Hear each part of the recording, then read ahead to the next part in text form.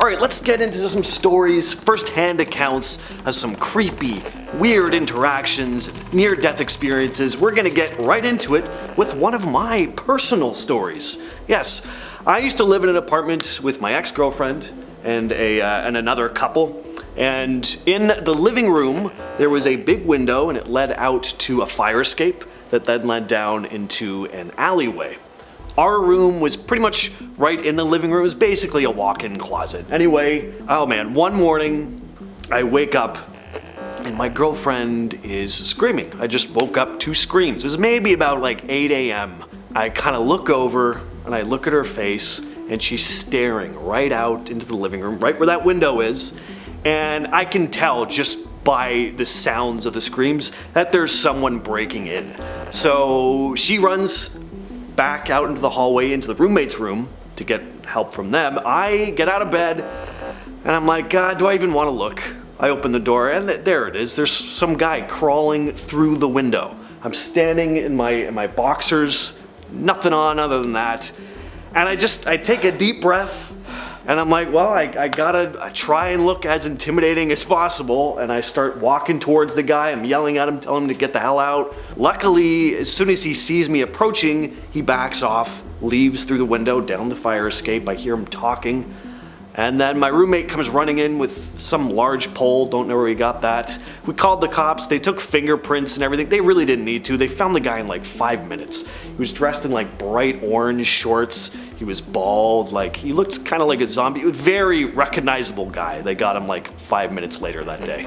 Alright, so this next story comes to us from Nostalgic Winter 98, who grew up in upstate New York, which was much more rural in the 90s when this story takes place. So about a week before this incident, his mom had heard about a wave of kidnappings. He and his mom came up with a code word if anyone ever tried to convince him that they knew his mom or dad, in the hopes to get him in their car. The code word was pickles. He was walking home alone after fishing one day when this incident took place. He goes on to write the following. So I get to my road and I'm about to turn and I didn't notice I was being followed by a beige colored pickup with this Cletus looking guy from The Simpsons in it. He greets me and tells me that my mom and dad are waiting for us at this local restaurant, which I knew. Immediately, I thought of what my mom said and I started getting this unsettling feeling like I was in danger.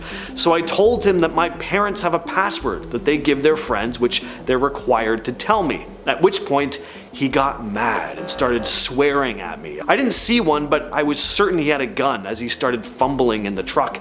I turned and started pedaling down my road, screaming for help and that I was in danger. He jerked his truck to follow, but I was making too much noise and I was already at my house. He took off. When I got home, my mom was home and I was hysterical and asked her why she would ask such a mean friend to pick me up, and I told her what happened and she calmed down. A few days later, a friend of hers told her a similar story about her son in another part of town. The cops came and talked to me and I gave them the description of the man. I don't know if the guy was ever caught. This next story was posted by Park Tiddies and goes as follows. I'm a small woman, 28. There is a guy at the gym who I've noticed follows me around while I work out. Today I noticed he was sticking around longer than usual. I ended my workout and noticed he was sitting in his car. I got in my car and drove away. He ducked, so I didn't see him as I drove by.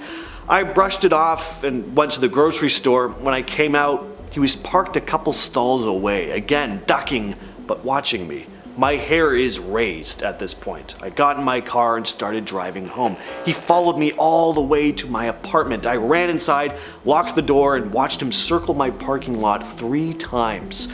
My apartment complex has a lot of doors, so I don't think he knows which one is mine. What do I do here? Thanks. Anyway, people have given her advice in the comments. In a situation like this, where you really feel like you're being followed, don't drive straight home, especially if you live alone. You don't want someone like this knowing where you live. Drive to the police station instead. This next story comes to us from Crybaby567, who writes, me, my sister, and our friend were on our way home after a little shopping day, and we were on more of a back road in a larger city. As we come around a small curve, there's an SUV or minivan stopped, blocking both lanes of the road. We stop about 30 feet away, give or take, and this elderly lady gets out of the car and makes a beeline for us. Once she gets up to my car, I barely roll down the window and she starts saying that she can't get her car in gear and asks if I could help her. Keep in mind, I'm female, 18 years old, and look fairly young for my age. I look over to my sister and we kinda decide to send my other friend, who is male, 22. We tell the lady that my friend may be able to help. She looks back at my friend who's in the back seat and says, "No, it's all right." The lady proceeded to walk back to her car, get in, and drive away immediately. From Reddit user Summer2502, we have a tale entitled "Too Good to Be True." The other day at work, we were basically told to look out for ourselves and others, wait for a security guard, etc. Now, this was a normal thing for the suburb we live in, but it was still a bit strange. Well, my friend told me why. Their friend and coworker finished up at around 12 that morning and was approached by this guy when he was at his car. The guy looked pretty normal, trackies on and all, and gave him an envelope claiming there were free Fringe tickets inside. Side note, for clarification, Fringe is an art festival, like music and comedy, dancing, that sort of thing. There was some sort of white powder on the ticket though, but he just assumed it was a certain illicit substance or something, again not uncommon in this area, so just grabbed it, planning to throw it out later because it was probably counterfeit.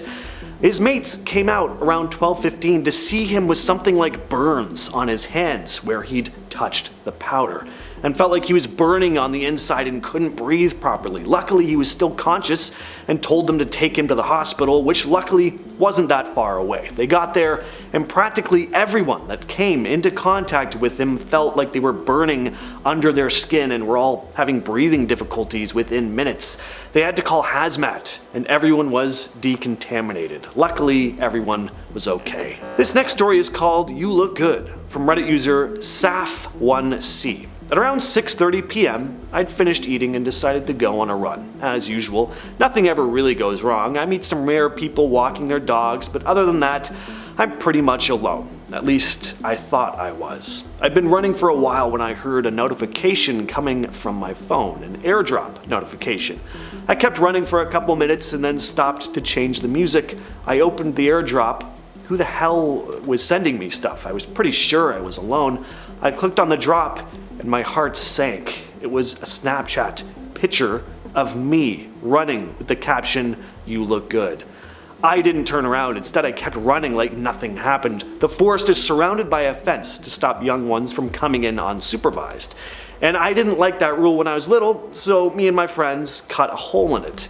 When I was aligned with that hole, I quickly turned and buried myself into the forest, aiming for my escape. I could hear ruffling behind me, and I still didn't turn back. When I finally reached the hole, I jumped through it and booked it to the fire station that was a couple streets down. The last things I heard when leaving the forest was an angry huff and metal meeting metal. I still don't know who it was or what they wanted from me, but I never ran in this forest again. So, creepy stalker guy, or whatever you are, I truly hope we never ever meet again. From PHCH123 comes a story called "Running Towards Me." About 5 months ago, I decided to take the back roads to Glasgow instead of the motorway. I had my sat-nav and all was fine until I got to Burgundy, and the road ahead is closed, so my sat-nav configures another route. It takes me onto this really narrow, creepy road with rubbish, spare tires and glass all over the road. I swear I was lucky not to have 4 flat tires. Something didn't feel right, but as I didn't know the area, I continued on, and around the corner there was even more rubbish and broken glass. I'm thinking, what kind of road is this? I decide to stop to put another route in my sat-nav, and when I look up, there is a guy running towards my car with this manic look on his face. I swear I nearly died on the spot, but managed to turn the car around and get out of there as fast as possible. Note to self, never take back roads again. This next story comes to us from Reddit user TheBMovie00. This happened when I was young. I was playing in my front yard with my sister and my friend. The sun was setting and our parents were all hanging out inside. A car pulled up to the curb and 2 adult women were sitting in the front. They rolled down the window and smiled at us, said that their dog was lost and asked if we could help them find it. My parents hadn't ever taught me about stranger danger, and I started approaching the car, asking what it looked like. One of the women said she would pull up a photo of the dog, but as I was getting closer, I realized my sister and my friend were frozen, still standing in the same spot, not moving an inch. I was probably only 3 or 4 feet away from the car at this point. They whispered to me, "Come back." And when I started to retreat, the car sped off. My sister called me an idiot and said I could have been kidnapped. Alright, this next story is also pretty creepy. Goes as following. I live in a college town with 6 other young girls in our 20s. My roommates and I, as well as some of our boyfriends. We're hanging out and drinking in our house, while 2 of the girls opted to go out to a bar. By around 1 a.m., the 2 girls came home from the bar and everyone was tired, so we all went to our own respective rooms. Later in the night, I was awoken by someone opening my door and standing in my room, staring at me. In my head, I thought that it was one of my roommate's boyfriends, trying to see if my boyfriend and I were still awake to continue to party. Since I was tired, I pretended to be asleep to avoid being bugged. After a bit, the person closes my door and proceeds to pace back and forth in the hallway. They then begin to attempt to open my roommate's door, whose room is next to mine. Luckily, her door was locked, and she also had her boyfriend with her. The person then proceeds to go into our utensils drawer and grabs a blade to attempt to pick her lock. Her boyfriend shouts, "Who the F is that?" which startles the man, and then sprints up the stairs and out the door. The police were called and did a search and obviously didn't find anything. What makes this whole scenario creepier is that he didn't steal anything. My phone and $600 shoes were untouched. We also suspect that this person was not on anything, as he moved very quietly and deliberately. He was able to get in because the 2 girls who came home from the bar did not lock the door behind them. Yeah, folks, always lock your doors at night. And during the day, too. I mean, hell. Finally, we have a story from Reddit user Optimistic Avocado that goes as follows. I used to work at a small neighborhood gas station. I was working an opening shift at 6 a.m. with my best friend / coworker. We were doing our normal opening stuff, and as the sun came up, I went to get some ice from the back. I glanced at the back window and realized there was a literal BLOODY handprint on the back window. I looked closer, and there were smudges of it around the window handle that looked like someone was definitely attempting to slide it open. We were really freaked out, so we went to look around other potential entrances around the building. I keep looking around, and it was also on the front door handles, plus some splatters on the glass like someone was pounding on it. My friend and I were both freaking out at this point, so luckily I had access to the security cameras, and I checked them for any motion detected during the night.